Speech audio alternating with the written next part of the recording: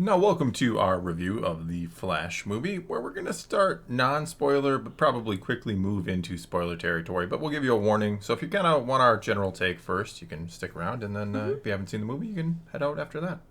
Sounds fair. All right, so your initial thoughts on the Flash movie? I would kind of put it middle of the road. There were some parts of it I definitely really enjoyed, but there were definitely times that they went over the top.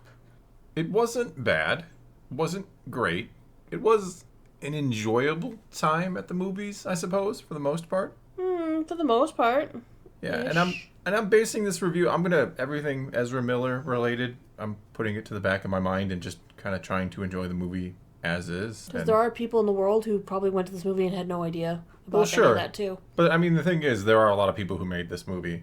It's not just Ezra Miller, and that does not in any way, shape, or form excuse anything he's done. But I don't want to base this whole movie off of any kind of dislike or disapproval Of of him as Ezra a Miller's person. actions and him as a person. Yes, so just judging the movie, it's enjoyable. I think the CGI was, Abominable. oh my god, some of the I haven't spots seen CGI that bad in a I while. haven't seen, and it's like noticeable. It's not you being like nitpicky, like, oh, they could have touched that up a little better. That doesn't No. like it's so bad. You're like, oh my goodness. It's very evident that it was very poor CGI. Bad. And I don't know if they ran out of money for the film, if they tried to rush it out, if they did so many rewrites and they had to fluff things in at the end. I don't know, but it's atrocious in some places. Oh, it's just absolute horrible to watch at sometimes, yeah. So yeah, I don't know what the deal is with that, but the story is the story's pretty good. I like what I like what they were trying to go for with the story. I thought there was something sound there, and I thought Ezra Miller. I know a lot of people don't like him as the Flash. I'm not a really big fan of the Flash. I've never seen like the series on the CW and all that. So for me, I don't mind him. And again, I'm trying to separate, right? I'm just trying to his performance on screen. Right, I thought right. he did pretty well, and he's basically playing two characters. I so think as an actor, he actually did very well in the Yeah. movie. Had a lot of emotion and heart behind the things he was saying. he did. He was very readable.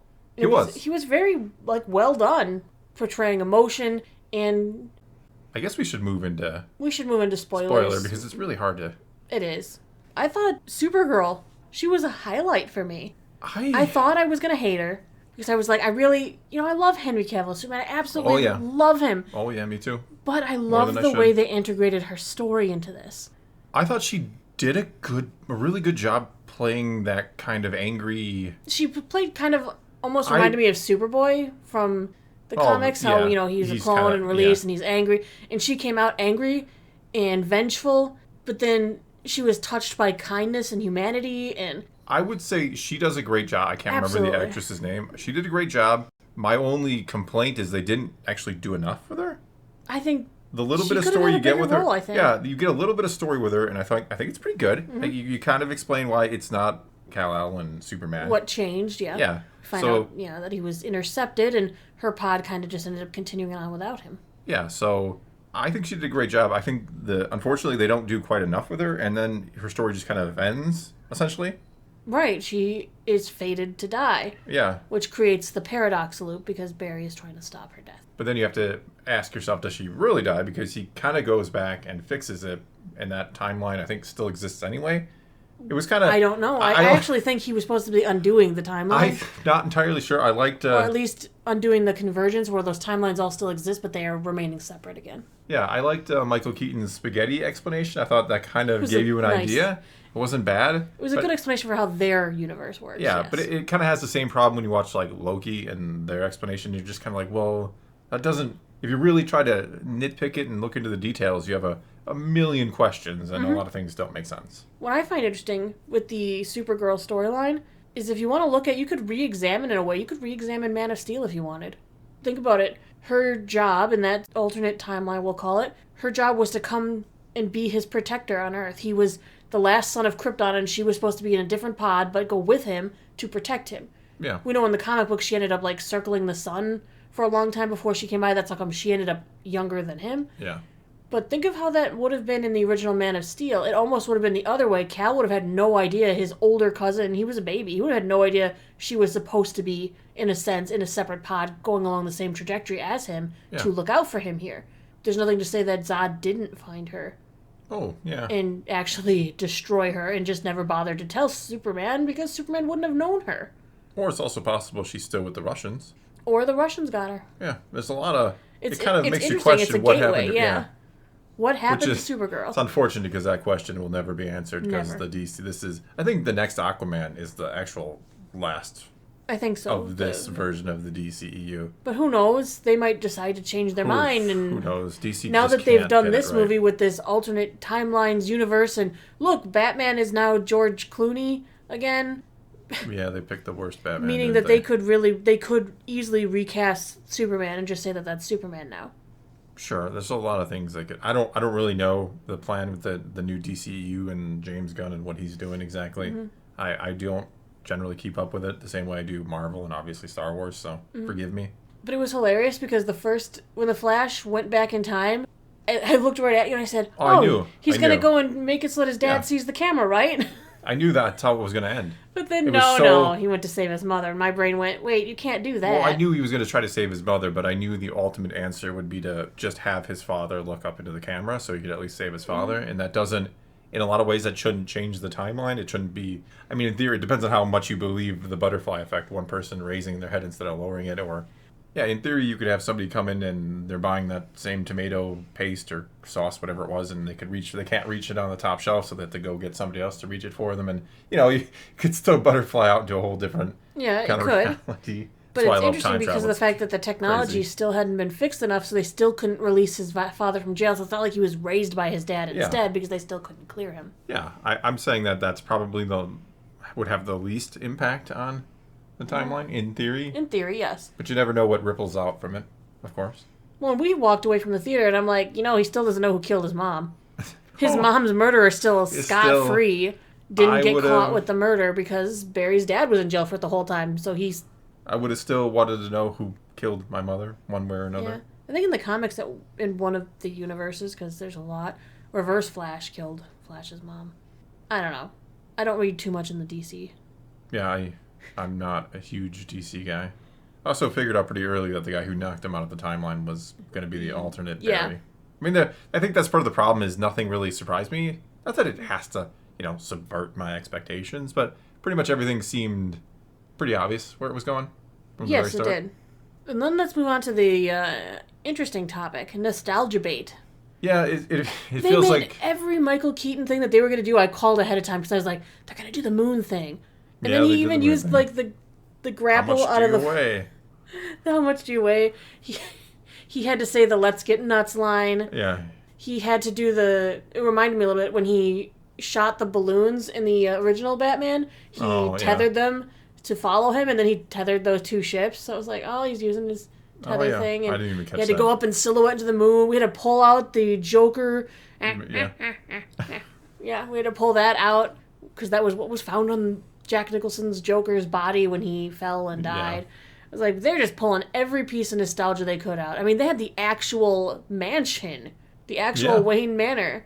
I don't know if it was the real set or they just recreated it incredibly well. Probably recreated it, yeah. Yeah. I was like, boy, we're pulling all the nostalgia trap out here.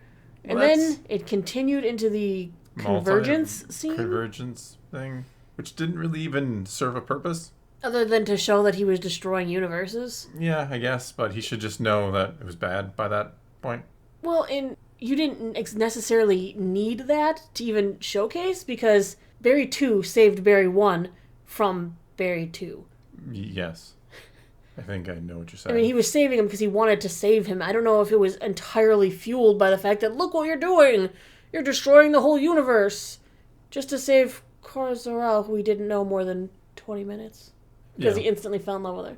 Well, I mean, for me, one of the issues with the movie, and I think if you want to nitpick this movie, you probably could find a lot of issues. Why didn't they just go back a little further? Tell Batman and Supergirl what's going to happen to them in the fight? Well, the other guy said he did it millions of times, so maybe he did. Maybe, like they said, it was a fated event. Well, sure. Meaning no matter what they did, it was going to happen. Yeah, but what if they don't go? Still happens. I mean, Zod's still going to set off his machine, and their world will still end. No, I get end. that. Why don't they just go destroy the world machine in New York first? Maybe they... I mean, it's Supergirl. She could probably wreck that thing. I don't know. Why didn't I'm just Superman do saying- that? I'm just saying, if you have a million attempts at it, like other Barry had, like you should. I get it. It's faded, and you can't. I understand the point of the movie, and it's important to the movie. But to me, that's one of those things I look at and go, not so sure. Not so sure. Not so sure there isn't a way around that. Well, you're supposed to be sure that there isn't a way around it because that was the point. Just like Batman still, lost his parents and he's still the same guy no matter which timeline they jumped him in. Implying that George Clooney is the same as Michael Keaton, I guess. That kind of does make sense, doesn't it? No, it does not. He was, in a way. No. It was supposed to be. No. Same with Val Kilmer. They're No. all the same. We're all the Batmans. They could have gone back to Ben Affleck Batman because I like him better. I do than too. George Clooney. Affleck Batman surprised me. I never liked Clooney Batman. Or Val Kilmer Batman. But he had the No. American Express Bat card or whatever. He didn't leave home without it. And he had nipples on the bat suit. Yeah, that's really special. It was revolutionary at the time. Yep. And then they had to have that post-credit scene where we just watch drunk Aquaman flounder around. Oh, jeez. Like I said, when they were on point, they were on point. Yeah. But there were some parts that felt really, really long because they either wanted to showcase nostalgia or wander around aimlessly, I guess. Yeah, I thought it hit on some of the emotional parts hit pretty well, I thought. Very well. Yeah. And some of the fights, the Batman chase was really, really great to watch. Barry saving the babies was the cringiest thing in the whole movie, maybe. Not because it was him saving babies. No, because it was him saving babies. Because it was the CGI was so bad. No, it wasn't even just that. It's just the whole... He was saving the baby shower, and he put one in a microwave. Yes, the microwave was disconnected. Obviously not but, nuking the baby, yes. Yeah, but... It was just... It was cringe, because... Super cringe. Yes, because it was so, on the nose, or on point for, a hero to save babies. So there were some misses, and some... That was horrible. Like I said, the Batman chase, I liked it. But watching Barry with the babies, No, cringe. Very, very cringe. And CGI was... That's part of the problem, too. That scene might have been a little less cringy had the CGI been done. If it were 1995, I would be impressed. But... And if it was the Sci-Fi Channel... You know what I'm talking about. I don't know what you're talking some, about. 90s Sci-Fi Channel. If that had been, an episode of Farscape, classic Sci-Fi Channel... I feel like they would have just show. given up on that and just been like, no, we'll find a way to do this practically. Drop the babies on it. Now we're going to do it practically. Well, it was slow motion. They could have drop the figured babies. something out. Drop them. And the dog. I mean, they did a saving scene with Quicksilver at X Mansion in the... That was one of the coolest things in Exactly. all of it the didn't Quicksilver look like scenes. really crappy CG, did it? No. No, it didn't. Those are the highlights of the those X-Men movies. Yeah, because they were really unique, yes. Yeah, they were cool. And this just kind of ripped that off, but with really bad CGI. Bad CGI and just, again, kind of a and they made cliche save the baby hero thing. And they made it such a big deal about his food at the very beginning with the saving the baby. Oh, I didn't get my calories. And yes, he does have what he does. Obviously, he does need those calories. They made it such a big deal. I thought that would factor in somewhere with maybe defeating the other Barry or... No, it was just... it was just an in-the-moment spice thing. to the scene, I guess, so that it we was could good watch tension. him chow down. His tension, he's run out of, fuel. So he was going to, they're going to show the baby splattering and dying. There's any... See, I think that's kind of the problem with that scene. There is a 0.0% chance... Well, they were CG... Okay. They look like dolls. They didn't even look They like didn't babies. look like They look babies. horrible. But there is that's the problem with the scene. I think I just uncovered it as we talked it out. There is a 0.000% chance any of those babies are not making it. That's why I was way more there's invested zero in tension. Batman's car chase. Yeah. Not that if it were other people, but there's always a chance he misses one of them, right? And that's part of the bleeds into the go back in time thing, right? Oh, if I could have just been a little faster. And Right, then he could have gone back in time and saved the baby he wasn't it almost able makes to. it almost makes more sense than him kind of sitting outside of his house and my mom and then running and running. Maybe he had lost somebody in that falling out of that building and he just gets angry and he runs and hey, I can turn back time. Then Well, he already did it once and like a second. yeah, he's just doing it more. Yeah, but you know what I'm saying. You could have actually played it into the film, but instead it's just terrible looking CGI babies not ever going to fall to their death. So the over the top CGI, and I think the nostalgia was too much with pulling out Yeah, CGI Christopher versions Reeve, of man. Christopher Reeves, and Didn't I can't need remember it. her name, but the girl who played the original Supergirl movie. Yeah, nobody remember. I'm sorry. I don't remember her Nobody name, but I remember remembers the movie. that original. I've seen the movie once, and I was very young. I saw Adam West in there. See, I missed the Adam West. It was very quick. They didn't like really showcase it, and it was still all toned in like yellow, I believe. And then there was the other Superman. I can't remember his name. Nicolas Cage, they showed him. Yeah, and they also showed the old school. George Reeves, I believe his name is. I think you're right. I can't remember. Yes. Forgive me Yeah, again. yeah. But yeah, I definitely saw the Nicolas Cage as well. It's like, wow, this is weird. Yeah. How come in every It was universe Barry Allen is Barry Allen and Aquaman is apparently, they're the same actor, I guess I'll call it in this scenario. Yeah. But Superman looks different every single time. Same with Batman looks different. Why are those two different? Even It's Supergirl. faded. It's one of those set in stone things. That they look different every time? Yep. That sounds exactly opposite of being faded and set in stone. I suppose. All right. Let's move on to the hammer scale. You're Oh, up yeah, first. we're going to hammer this thing. Maybe I shouldn't have worded it like that. Maybe. Why do I always got to go first with the Because hammers? that's the rule. I'm going to give it a 7. 7 hammers. Oh, you're making this difficult.